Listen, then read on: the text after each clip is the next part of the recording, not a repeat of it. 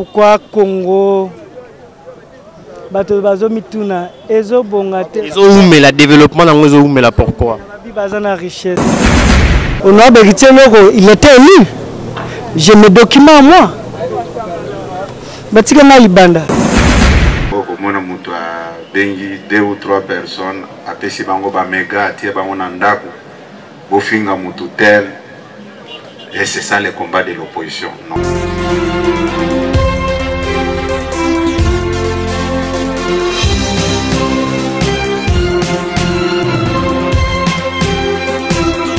Express Télévision, encore une fois, merci. Merci Nabino, Bandeko Bozo Mokili Mobimba. Bozolanda Biso, Bozolanda Boania, Kozana Boania et les Kinyoso. Tozana Kinshasa, la République démocratique du Congo, Tozana Morgue, il y a 5 conteneurs. Wapi Toye, Binonio Soboebi, un grand homme, un grand politique, un grand politicien, Asilaï Kotika Biso, Asilaï Kokouf, Asilaï Kotika Biso, juste après 3 jours seulement, il est malade. Et à Silaï Kotika Biso, on a monsieur Richard Paul Monzemba, le président national, cofondateur et à partir de Babengi Puna, la République démocratique du Congo. C'est ingénieur à Silaï Kotika Biso il y a quelques jours. Et on l'élo, cornaye, inhumation dans quelques heures on a déjà. Et bon, on est à Simalanga. Parti politique et différents politiciens il y a différents partis politiques il faut rendre derniers hommages donc il vraiment au Lelaye Souka poète Balobi il a eu vraiment un parcours n'était belé à servir Mbokanaye et Lelo Aza les sous-soutés et tout ça on en a honorable monsieur héritier Loko au Epaye au Aza numéro 1 il y a jeunesse il y a parti au Boyebi Puna. Monsieur héritier Loko, tous amis naïe, tu vas interviewer, tu vas solennel pour qu'on explique biso. Neni maman ezalaki. Non le mami était non tika bino na Rwanda là.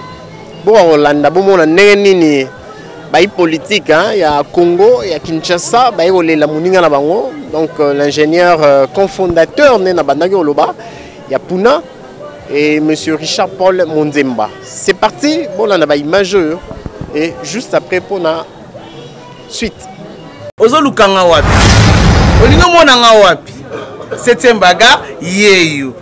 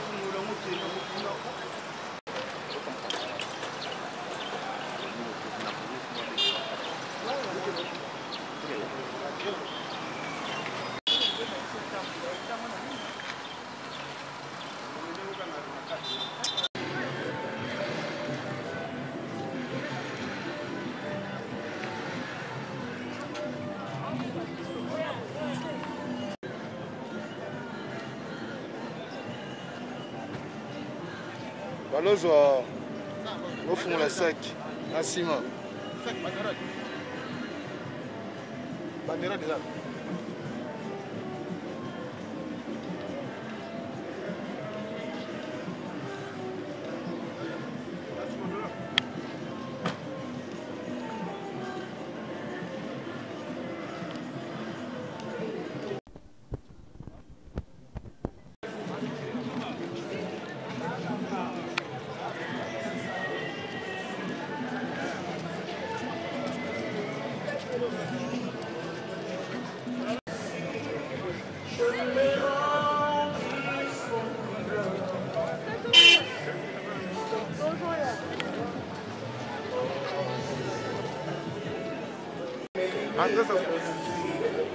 Mwana mboka tomoni oye awa toyebi yo na ba manifestation na ba événement ndenge kitaka yo moko saka ba descente sur le terrain pona kozala na population pona kotala ndenge ni population za ko vivre et tout kasi lelo tomoni yo na cinquantenaire place à mawa place bandeko bazolela bandeko bayobimisa bibembe yebisa biso na bandeko baolanda biso mokili mobimbe eza nini. Bon, juste toza na passe mingi to perdre président Inabiso, le président Richard Paul. À 8 ans, Robela Mingite. D'un coup, c'est une maladie. J'ai au moins 6-3 matins. Et tout ça qui s'est pris. À ça, c'est une bonne moitié. Pour moi, il y a passe mingi. Dès le tout ça, à rapport à sa corps, tout qui ne peut que bombayer, comme un dengue à la ranzela bisoto. Président Ayi Akei, okoyi sabiso sikoyo parti politique borotika la ndenge ni botika libana mawa to boko il faut subo ça la rassemblement on les ara moi motuna non to komi wana te poto zana na matanga kasi après son départ les lois tiki biso organisation botika li papa Akei bon ça la lolenge kani. Bon juste ça passe papa Akei mais na minute ndenge toza na moment ya mawa toki ko réfléchir à côté parce que ouaneza musala et ngonga passe au banda kusala makama musala c'est normalité après ça nde tokozonga na mambo eza musala parce que la vie continue nde tokoya koyeba nini tokusala na place wa c'est ça. Et balobi oza yo mutotali jeunesse ya Congo mobimba ya Puna et ba jeune ozo réconforter bango nini okoki koyebisa bango jeunesse to ba jeune nyonso ya Puno bazolando sikoyo na kokende ya papa ya monsieur Richard en tout cas moral na bango za ndenge nini comportement bazala lolenge kani. Merci vraiment juste na koyebisa seulement ba jeune ya Puna te mais na koyebisa ba jeune congolais nyonso d'abord ya liboso tokoluka kobongisa bizali na biso parce que biso ne batozali espoir ya lobby bamona ke exemple ezanga moko naza encore trop jeune mais naza ko représenter bango ba jeune na ba qualité nini na ba critère nini na ba comportement nini baluka lobby baza ba exemplaire pour Congo ya avancer vraiment pour na ba jeune congolais na ko baxela bango boye balongola makanisi ya makambu ya mabe batala mingi liboso et mingi balinga Yesu po yende mosungi ya nyonso tu de façon Congo lo tozele koma. Merci. Tozo tikayo kendrolela monsieur Richard donc président Ayi Apuna mon mboka honorable héritier kasi tozoyo sous na mwangonga juste après pour na to reso sola au sola lelo sola mingi car na ba jeune congolais en général mais particulièrement ya Puna. Merci beaucoup.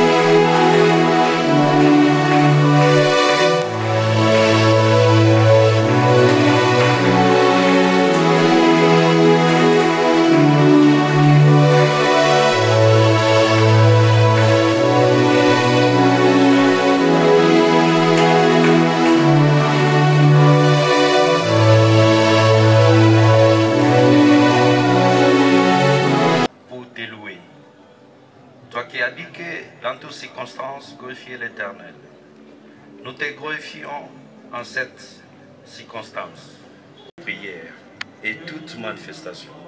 Au nom puissant de Jésus-Christ, Père de grâce, que je t'en supplie. Amen. Nous pouvons s'asseoir. Je ne dois pas gagner beaucoup de temps. Je vais exhorter sur Job. Tout le monde connaît la passage de Job. Qu'est-ce qu'a été Job? Alors, c'est qu'on puisse bien écouter. La vie de Job, c'était une vie de galère. Vie à Job, ezaki vie moko ezaki à passe. Le 15 décembre 1957, le feu Papa Mokeke, Monga et Sanki, et de feu Isabelle Apua Moseka Sendeki. Marié à Marie-Jeanne Kalinzo Eyenga, il était père de 10 enfants et grand-père d'une multitude de petits-fils et petites-filles. Ayant commencé ses études primaires à Saint-Pie 10 de Kinshasa Ngiringiri, il les achèvera à l'école Notre-Dame de Fatima à Bumba. Ses études secondaires dans la section commerciale et administrative. Son parcours universitaire, très élogieux, à l'UNASA, Unité nationale du Zaïre, commencera par le centre universitaire de Mbandaka, où il obtiendra son certificat de propédeutique générale en sciences.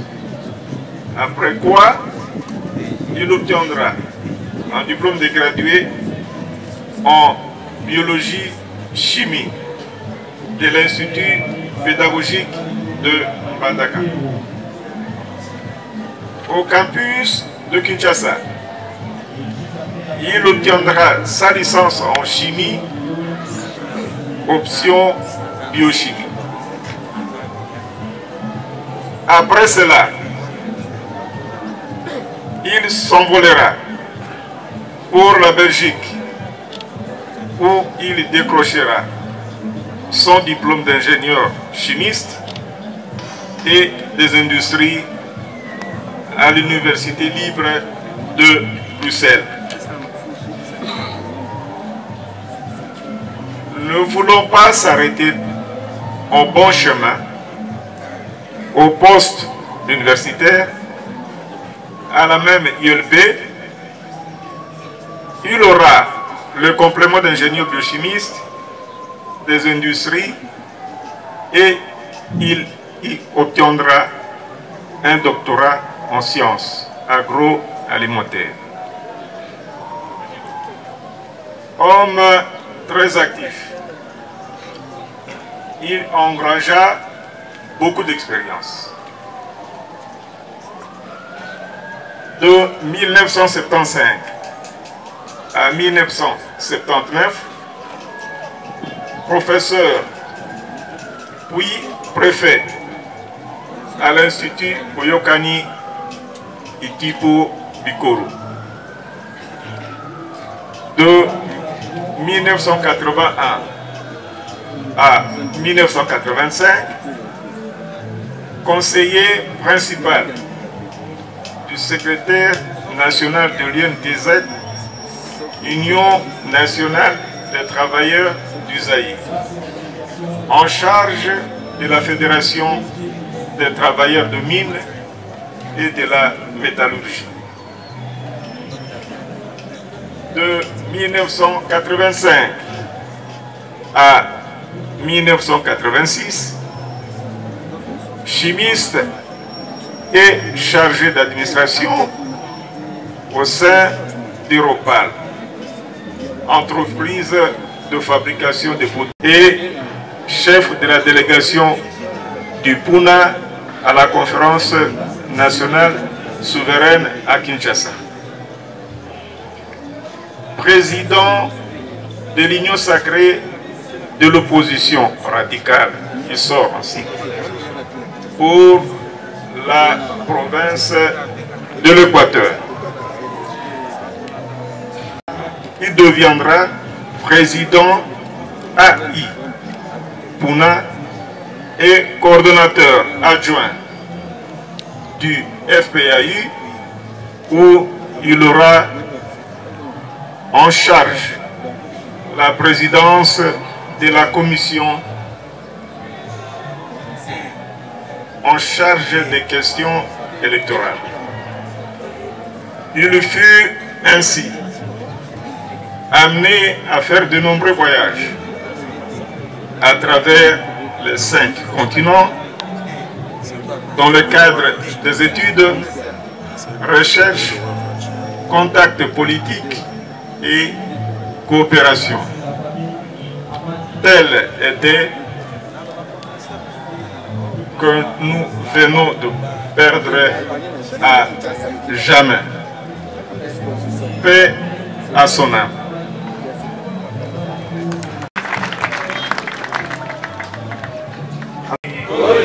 Bumba oye! Bumba oye! Rassemblement, il y a Papa Etienne Tshisekedi wa Mulumba. Oye! Oye! Oye Lisusu! FPAU. Oye! Oye! Oye! Oye! G14 oye! Oye! Oye! Puna oye! Puna oye! Puna ya Papa Richard oye! Obetelango maboko!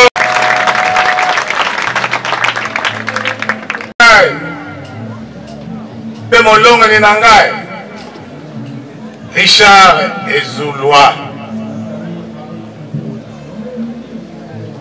tokutani mbala liboso na conférence nationale souveraine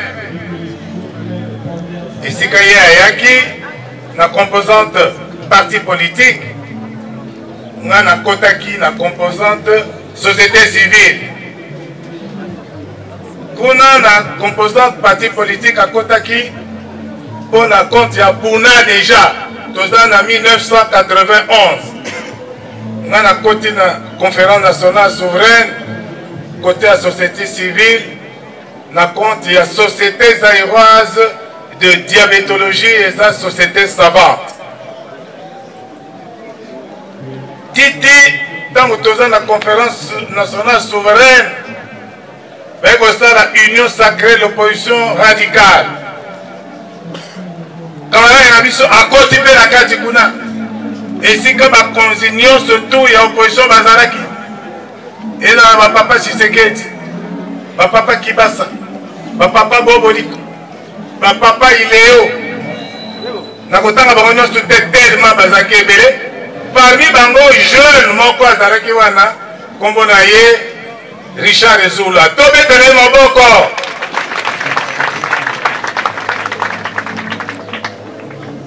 Tango conférence esili,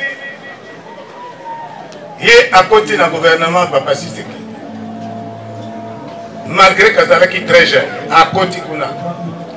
Mais ma kamboye mon boulot, bon, mon kolomoko tolamoki. Beko benga biso tozalaki na parlement biso mibale na au conseil de la république parlement de transition ba benga ni biso tozui congé yango baliaki ba boma biso na stade mais musée aboyaki abikisaki biso apardonné biso. Il paraît que tout ça là qui m'a bien encore to éviter bien. Donc oyo bazako Kamango premier responsable à biso ezalaki docteur nazali na maloba mingi ya koloba te ezali likambo ya pasi mpona biso nyonso. Papa ezolowa azalaki papa moko alingi musala mingi par rapport à la partie de la Puna, la venue de l'enseignement, les Arabiso, coordination en force politique à l'IDPS. Papa Puna Zalaki, cerveau. Cerveau, oya makanisi. Cerveau, oya mayele. Oya mutu et salagatina suka. Papa Richard Ezulua. Alinga epe kozala esika mona bandeko nyonso soki okoma retard obengo kodo baninga nyonso bakomi okoma l'air nini azalaki parmi bato wana okoma liboso mpona kolakisa ndakisa mpona bajeune surtout mpona na mikolo mosusu oyo bayi na mbula na ye me alingaki non seulement mpona mingi alingaki mpe force politique à l'IDPS. Ils ont la tango ya ba débat auto pona option to comme na résolution arotika bainga nyonso balobi abolo mutasuka kodo pesa na pe parole na loba nayebi ke président Élisée Bokumwana atikaki a diriger Puna. Mais na monaki la direction na ye ata faille moko ezalaki te. Na monaki abana ko respecter bien instruction bapesaki ye. Ti même poto préparer manifestation de salaki samedi passé azalaki acteur moko principal. Ye nde mutazalaki kokamba discours to salaki samedi passé ezalaki ye. En tout cas, alimbaka musalate. Soyeli kaniseye abakisi. Abakisi ti l'air to rebongisa. Opoto nyonso tina suka. Ezala matanga akozanga te. Ezala place ya lisano ou bien epai ya oyo etali bitumba politique akozanga te akopesa ye ndaka akopesa ye liloba oyo ekokisama ayebisaka kodo président Élysée alobai tosala boye tozongisa boye boye malamu susi ezalaki mingi ntango papa Élysée ayebisingaki ndeko na yo aza na pasi ya makasi nabi bena uto benga ye na moi téléphone pas bana ba epsinga za limité habité limité on est l'hôpital nabi oh hôpital ndengene habité nzoto neza malamu te tableau na ye eza malamu te tableau clinique na monaki président Élysée qui vraiment touché avant toya meeting to salaki na triomphal to l'équipe au l'hôpital. Efsanga kodo ndeko na yo moninga na yo amoni nzambe akobenga ye atuninga to changer hôpital pour to salari habite tikai na no wala so kena na ngale bapeta mususu bayebi ba maladi malamu te bayepesi mezalite nde butu nango abenga bino butu na kei butu na kei butu na psa kei place na ye na FPI ezalaki place ya liboso na droite na ngai so bakomi akofanda kaka wana baninga baomela mwa mai ya alcool akolinga yango te onga kaka mai kodo tala samedi passé ye nde atiaki motema na ye atiaki nzoto na ye na mitingo tosalaki bazalaki te azalaki te mikolo elandaki nde auti kotika biso. Papa Richard ozali ndakisa ya monene mpona biso. Nandeko na biso mosusu bandeko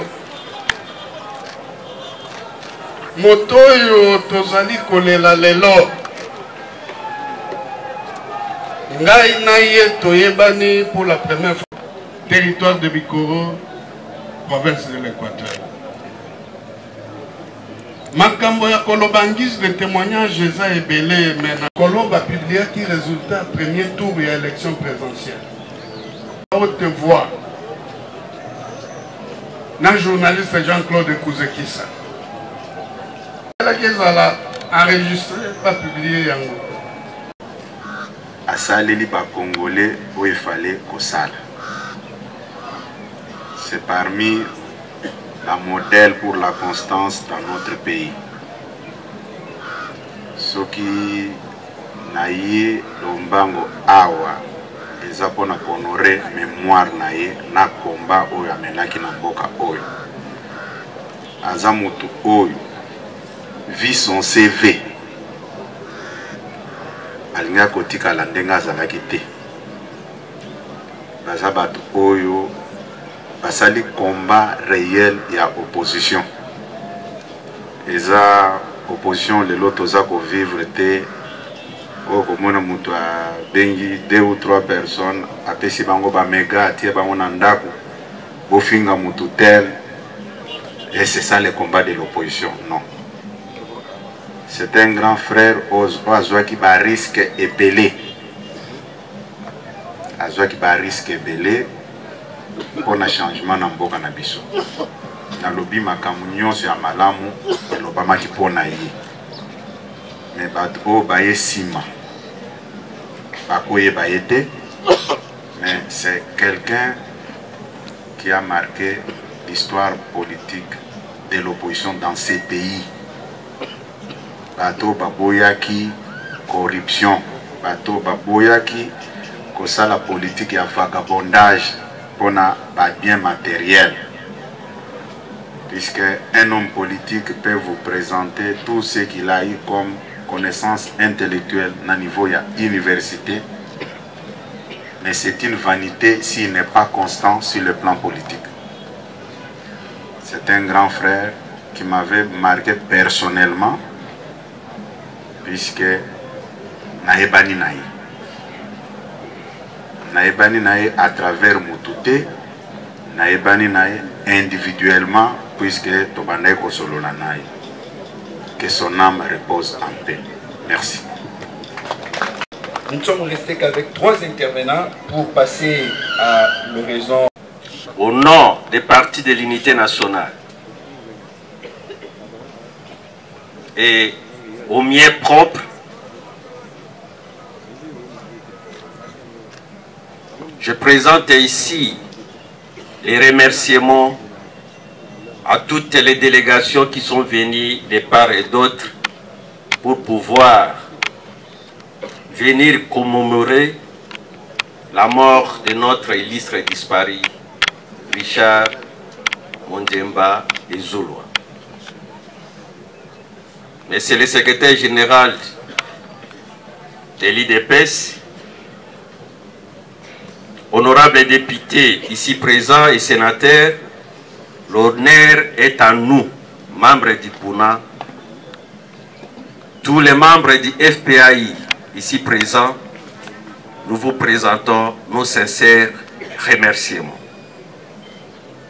Le temps ne plie au discours par rapport à l'expérience que moi j'ai reçue de ces grands messieurs, un grand baobab qui m'a formé, moi là. Je crois que le docteur Boissa l'a témoigné ici.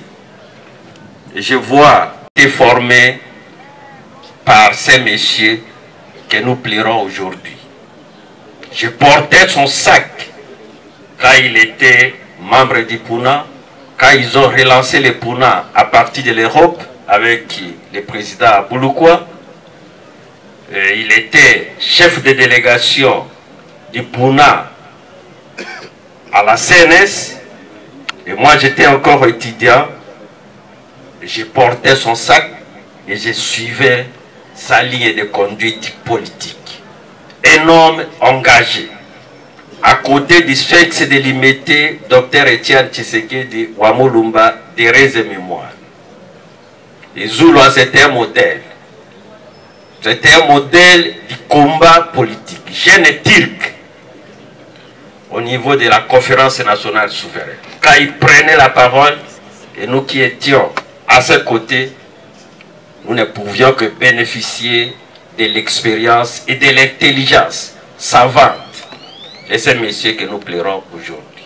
Déterminés dans ces engagements, déterminés dans la ligne de conduite tracée par Etienne Tshisekedi wa Mulumba.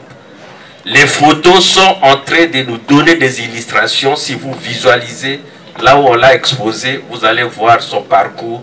Et ce n'est qu'un échantillon par rapport à ça.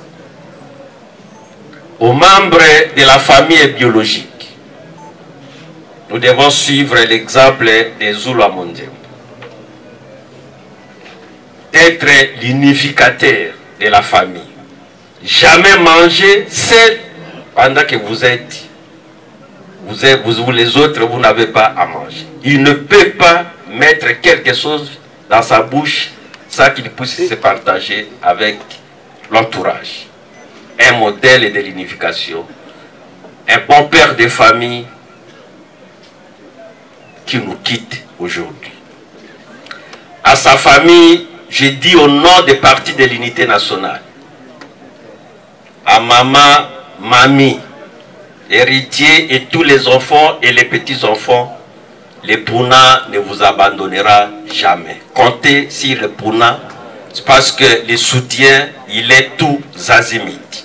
Parce que ce que nous avons perdu aujourd'hui, les Zoulas que j'ai perdu, ça m'a déboussolé. Et là, c'est comme nous avons perdu aussi le docteur Etienne Tshisekedi, nous a laissé au cours des chemins. Et nous nous sommes reconstitués pour faire encore mieux. Et aujourd'hui, je crois que l'équipe du combat politique a amené Félix Antoine Tshisekedi Tshilombo au pouvoir. Il en sera ainsi un exemple aussi pour les partis de l'unité nationale. Il est parti, les partis restent. Et les partis, pour les partis, je vous demande à ce que nous puissions être unis, être sincères dans nos actions pour les combats politiques qui nous a été légués par les Sphinx de l'unité et aujourd'hui par ingénieur Richard Ezoulois Ondjemba. À vous, membres du Puna, regardez les enfants et la dame que l'illustre disparu nous a laissé.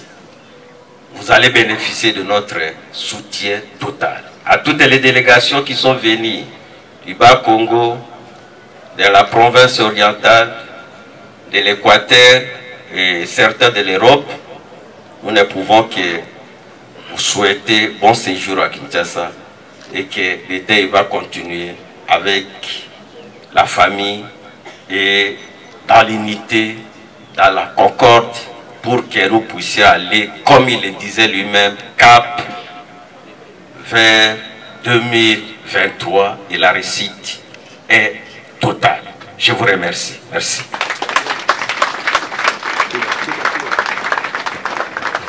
Merci, autorité morale. À présent, j'appelle le protocole d'État, monsieur.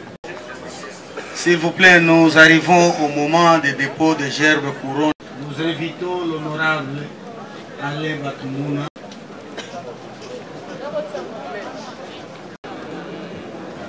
Voilà, nous sommes à l'étape des dépôts des gerbes de fleurs. Monsieur Augustin Kabouya, les forces politiques et sociales alliées à l'IDPS.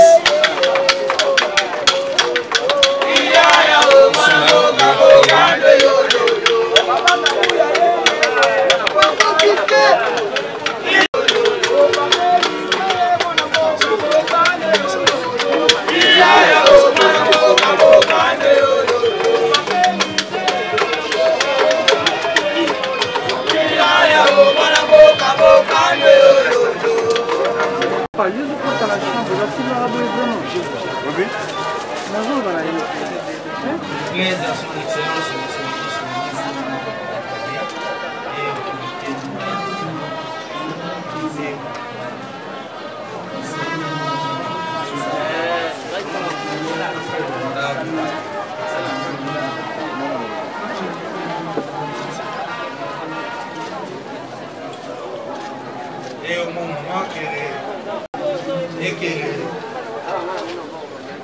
est partie, avec Raphaël, sera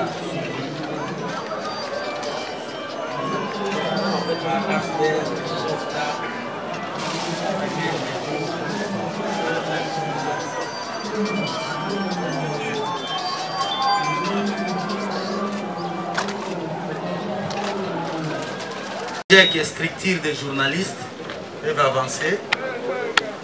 Nous invitons les enfants, la famille du docteur Okumuna. Là, plaisir là.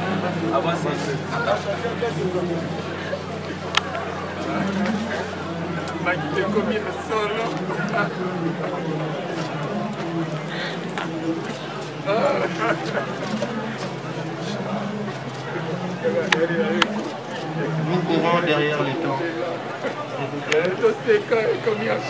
héros de Kinshasa peuvent s'apprêter déjà avec l'air de fleurs.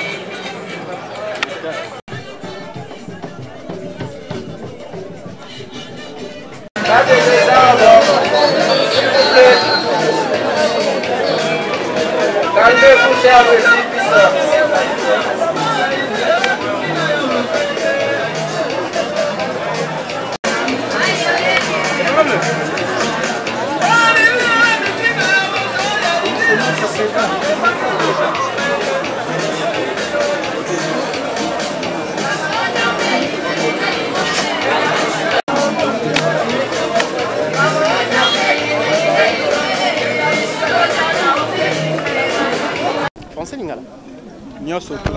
Bonjour monsieur. Bonjour.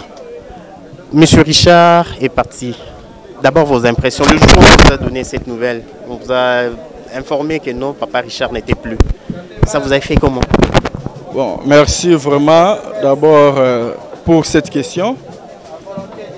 Moi personnellement, étant que numéro 1 de la ville province de Kinshasa, après avoir attendu l'information en ce qui concerne la mort de notre président national AI du parti, docteur ingénieur Izulwa Monzemba, j'étais totalement émotionné, complètement bâti et fragilisé, je vous dis, à tel point que j'ai commencé à me poser des questions.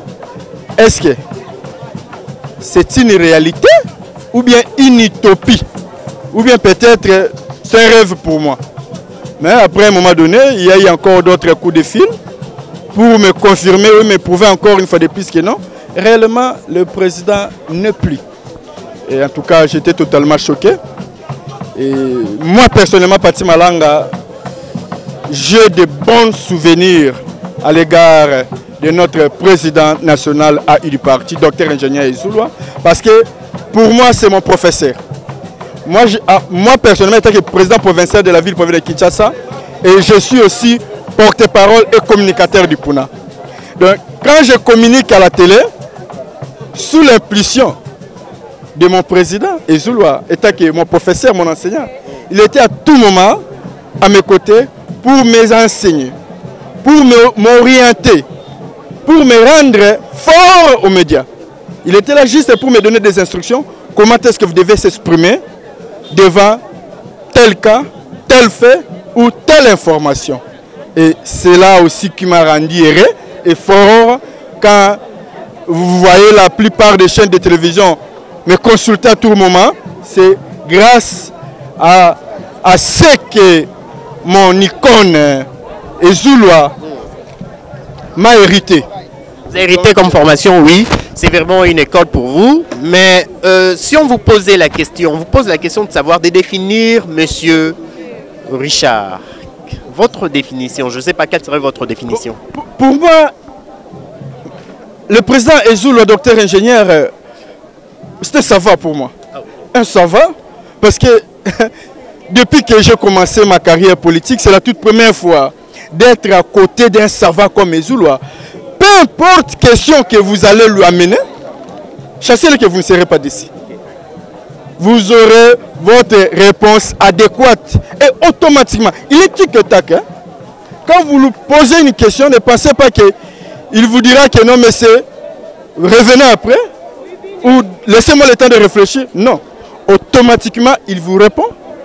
Et quand il est en train de vous répondre, chassez-le qu'il vous répond conformément par rapport à la question que vous venez de poser. Et c'est ça qui m'a étiqué. Et c'est ça que je lui ai porté comme un savant au sein du Puna. Et pourquoi pas aussi au sein de notre pays, la RDC, parce que il est parmi les ministres potentiels au gouvernement de l'Etienne Tshisekedi. Oui. Bon, cette icône, votre icône est partie, vraiment un vide déjà dans votre parti politique Puna. Est-ce que vous allez vous en sortir sans lui, donc après son départ? Non, l'icône est partie, mais la lutte continue. Etienne Tshisekedi, heureuse mémoire, étant que le père de la démocratie congolaise, étant que le changement qui incarne la volonté du peuple congolais, il est parti. Mais vous avez vu comment est-ce que sa lutte continue. Et aujourd'hui, nous sommes au pouvoir. La même chose avec le docteur ingénieur Ezouloa. Il est parti, mais sa lutte continue. Parce que lui-même, à la dernière réunion qui était obtenue, l'un de ces 4 matins avant sa mort, il avait déjà prédit que après moi, je sais que le parti aura aussi des icônes comme moi qui vont encore relever le parti de plus que moi.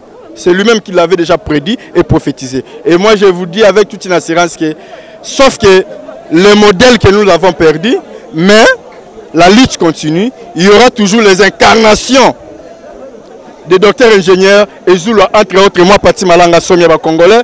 Je fais déjà l'incarnation des docteurs ingénieurs Ezouloa. L'incarnation de ces grands messieurs. Que répondez-vous à ceux-là qui disent que non, sa mort est entre les mains des différentes personnes, personnalités politiques et tout? Est-ce que vous avez une réponse à l'endroit de tous ces gens-là?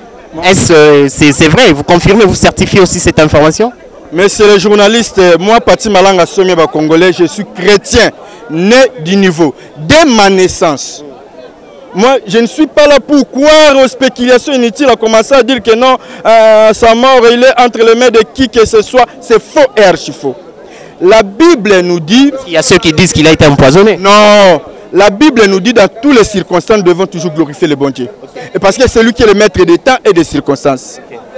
La vie et la mort appartiennent entre les mains de l'Éternel Jésus-Christ de Nazareth. Raison pour laquelle, moi personnellement, la disparition de notre icône docteur ingénieur Ezouloa, je rends grâce à Dieu. Je remercie rien que le bon Dieu, parce que c'est lui qui a accepté que nous puissions vivre la situation qui nous a automatiquement perturbé même la tête, mais c'est la volonté de l'Éternel. Moi, je ne fais rien que le bon Dieu. C'est la volonté de l'Éternel. Un nouveau visage au sein de votre parti, Puna. Il s'agit là bien sûr de héritiers locaux. Est-ce que vous avez un mot? Vous connaissez d'abord héritiers locaux? Non, moi personnellement, vraiment, je n'ai pas eu l'opportunité de connaître honorable héritiers locaux auparavant, mais vu son adhésion au sein du Puna, je l'ai côtoyé. Après un moment donné, j'ai senti à lui qu'il y a quelqu'un qui a amené encore quelque chose qui manquait au sein de notre parti Puna. Et je lui jette rien que des fleurs, je lui donne la bonne chance de booster encore les choses pour vendre encore l'image de notre cher beau parti. Mais je suis fier avec ces jeunes hommes, héritiers locaux. Ça promet derrière lui, nous espérons que le Puna aura l'opportunité de remplir les sièges au sein de la district du Funa. Un dernier message en l'endroit de tous les Congolais, partout où ils se retrouvent, partout où ils sont, dans tous les 4 coins de la République démocratique du Congo. Non, je fais l'appel à la population congolaise de venir nombreuses porter leur adhésion au sein de notre cher beau parti Puna. Le Puna, c'est le parti de l'unité nationale. Le Puna, c'est une ancienne partie qui datait depuis 1960 jusqu'à ce jour. Ce n'est pas de nouveaux partis politiques qui viennent de se naître l'un de ces 4 matins. Non.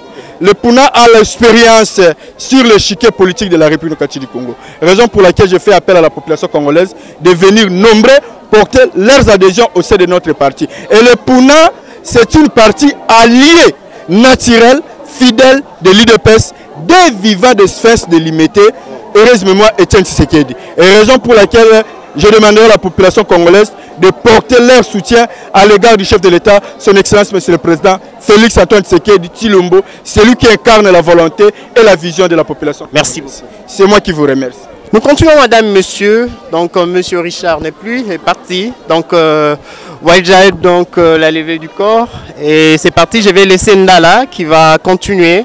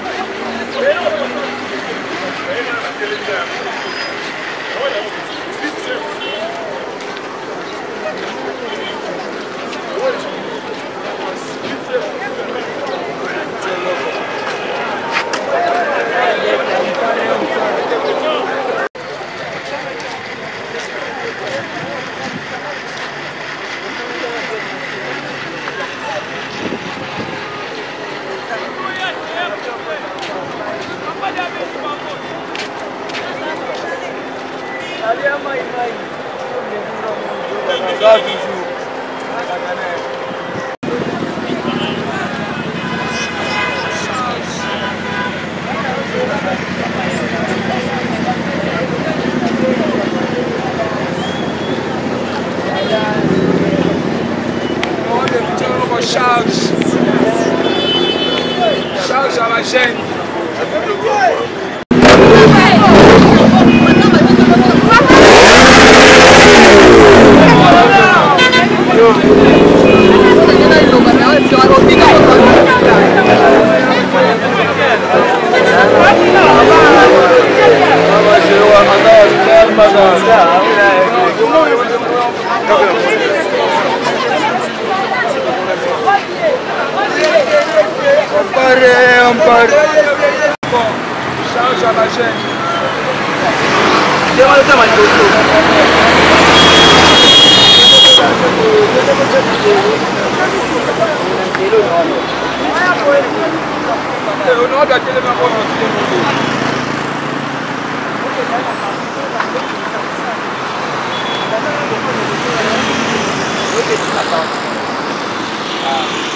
Charge à la chaîne congolais, honorant les petits à l'ordre.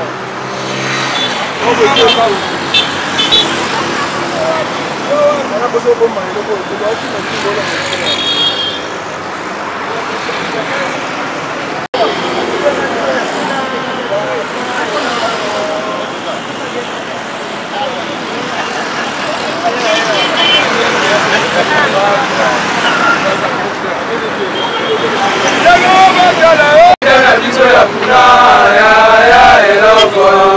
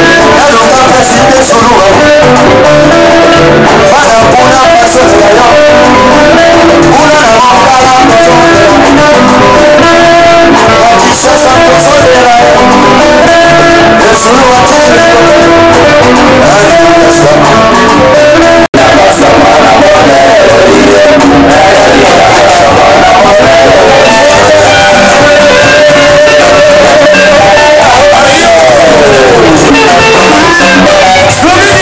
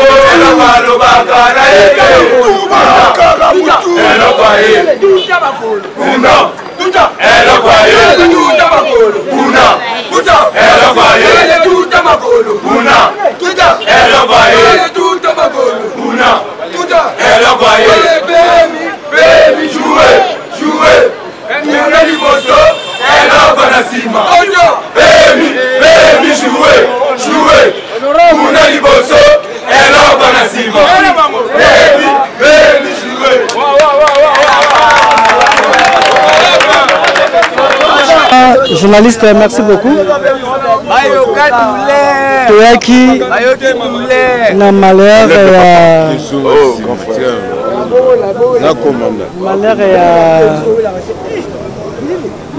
il y a président AI, celui-là, filme un peu là, joyeux, celui-là au fond là, même ici. C'est bon.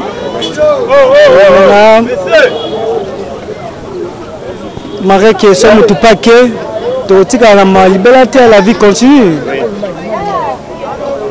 Et le Ratikari Bisso, c'est un combattant. Nous sommes là seulement pour combattre. Et on finira toujours à être des vainqueurs. Parce que le papa Koufina Fra, on a le baki. Honorable héritier le président fédéral du FUNA, l'espoir de la jeunesse congolaise.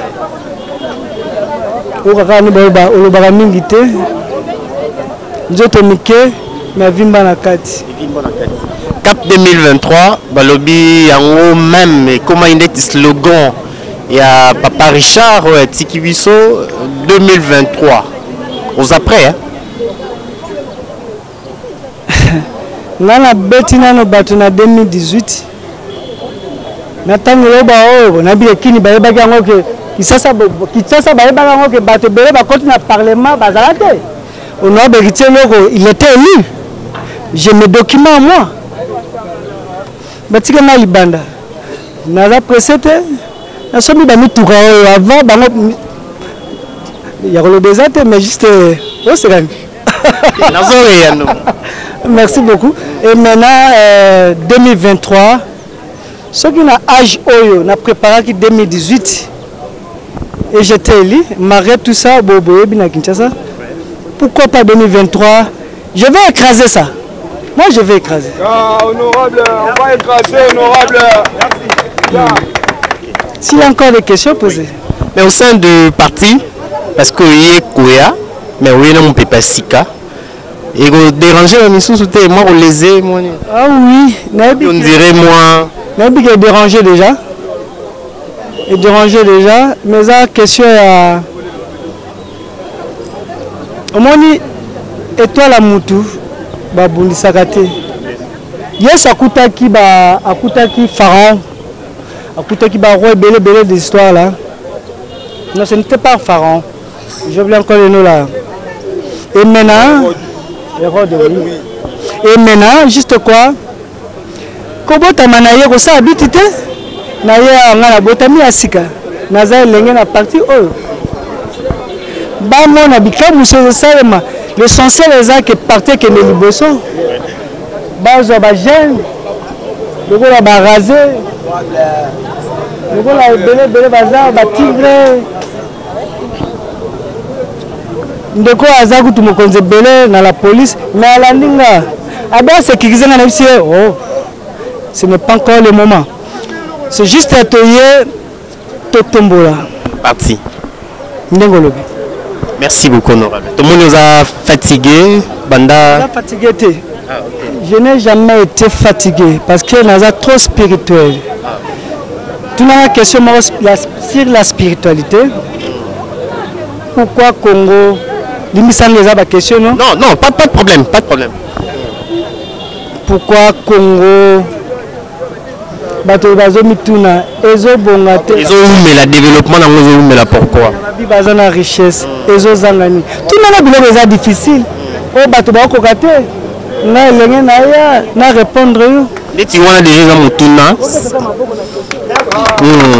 eza déjà question honorable pourquoi développement ya Congo ezo umela malgré ba volonté na bato maele intelligence aussi et merci.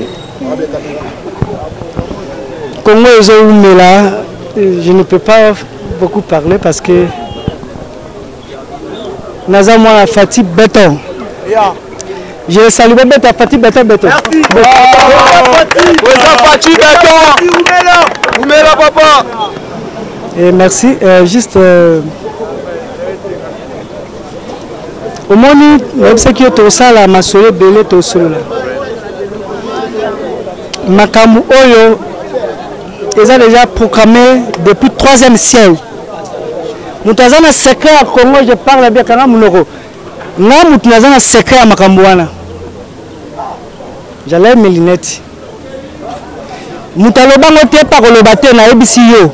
Nous avons un secret à Makambouana, c'est moi. Et au 3e siècle, Congo a un Moïse, Oyo, Azoya, mais il faut ne pas fatiguer béton. Nazo biso vrai. Mais l'émission Oya, tout n'a pas sous na repesa yo. Ma réponse. Ma détail nyoso. Détail nyoso. Place nini Congo, bana Congo. Mais bato ba finanga ya bi. Ça c'est trop dit. On est to Oleli Papa Richard, Oleli cofondateur et à parti Monene Puna, oye bani Congo Mobimba et qui va témoignage ni Royo Bakissa, une numéro 1 à jeunesse ya Congo Mobimba. Merci, juste un témoignage de lundi. Qui m'a parlé concernant Papa Richard, la détermination. Papa Richard, Azagi Moutou, Sogasel Kambu, a reçu que ça jamais n'a zéro. Et maintenant, comme nous sommes des jeunes, tout ça, tout ça, exemple, Papa Richard, tout ça déterminé. Et lui, il est comme moi aussi. Moi, je suis quelqu'un qui est déterminé. Donc, mon abandi politique, Papa Richard Banay politique trop jeune. Donc, pour mon honorable héritier local, il a commencé trop jeune. Et puis, je suis déterminé que ce soit passe, que ce soit Bisengo. Il y a un pasteur Moka Lobi, tous à la Job. Job a eu quoi qui m'a déterminé à Ebaki Nzambe à Kosalila. Et tous les jeunes je parle de la jeunesse congolaise, basala, la détermination, Congo pour changer, pas désespérer.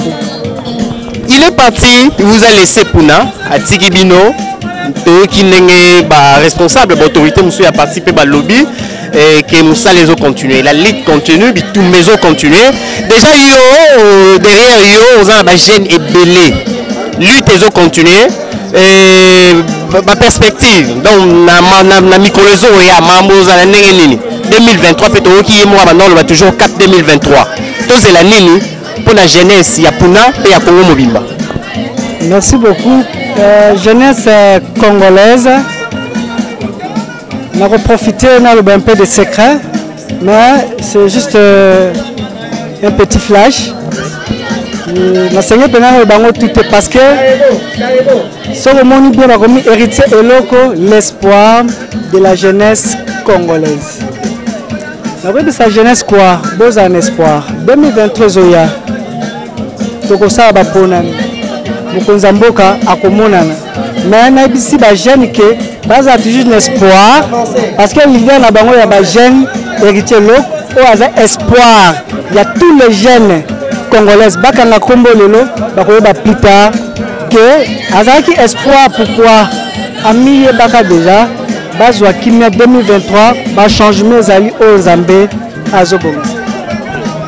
Dernier mot, dernier message na ondwa ya ba jeune nyoso o balandi osiko balandi lelo et na pasi na motema na mawa monsieur Richard est parti et en tout cas que son âme repose en paix. Message, dernier message là. Dernier message, la repose à Bishop Puna, tout qui passe. Et puis Papa Richard, Papa Moko Oyo, Nazui Mwata Mouké, Naye Menaz, Naye Pele Bele. Et maintenant, ils ont passé pour la Bishop Puna, mais Puna a découragé, ils ont illustré, mais tu as découragé.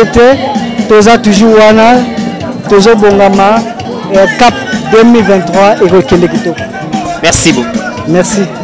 Boanya eleki nyonso Tina Express Télévision tokomi na suka bolandi organisation ya matanga ba obsèque ya monsieur Richard Nengeleki donc cofondateur ya parti monene c'est grand parti politique Puna Nengeleki vous avez suivi nos commentaires le témoignage et tout.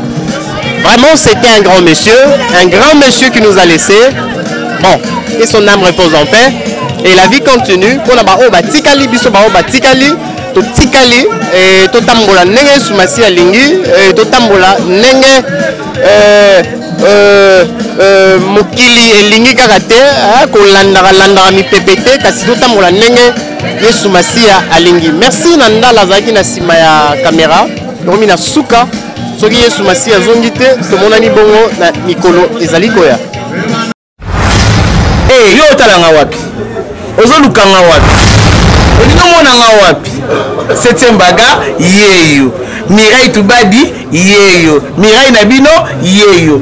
To s'abonner kaka massivement na chaîne YouTube Tina Express TV ya Mama Tina Koko Mawesha Ngampo na yibisi mukiri mubimba bayeba papa wata azoloba nini Tina Express Télévision Tina Express TV wana bokuta biso nyonso ba solo ya bien ba gag ya bien ba théâtre ya bien olingo so information okozonga na Tina en tout cas bozana bino de cité boso bonne massivement na Tina Express TV na yawa Tina nanga yawa Zambisa soyemba pona yo Tina Express partage TV nangayo tina evolingwe mon cordon oyangaya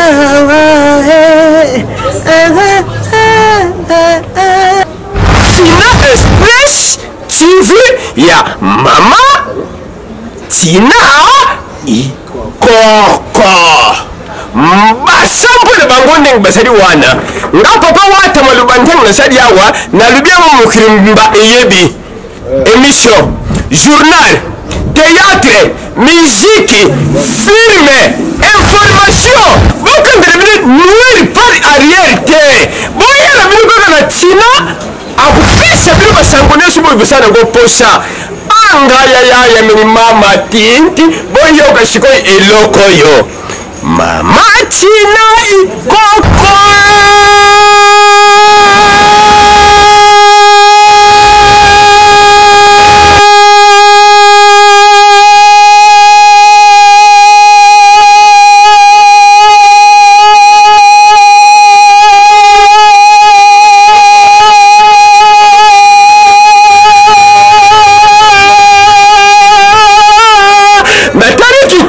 Tina mama kitoko mama kitoko makasi YouTube mutu oya fongola ngo kaka ye fina fokotala yeba bisikena ko cha musapi yeba nini ko bisikena ko cha loboko yo chaka loboko wapi yo tala kanani epa Tina ikoko awande makambo ande